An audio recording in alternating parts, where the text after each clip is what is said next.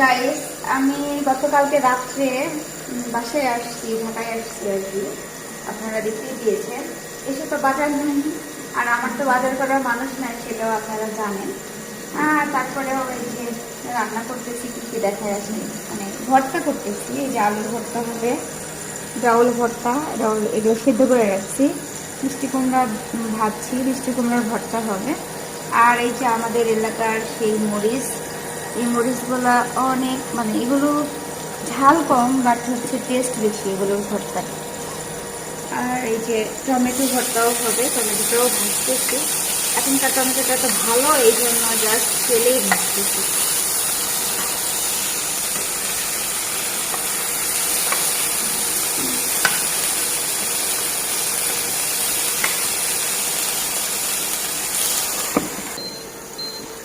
কালকে আবার বাজার করবো, বাজার করার পরে রান্না হবে।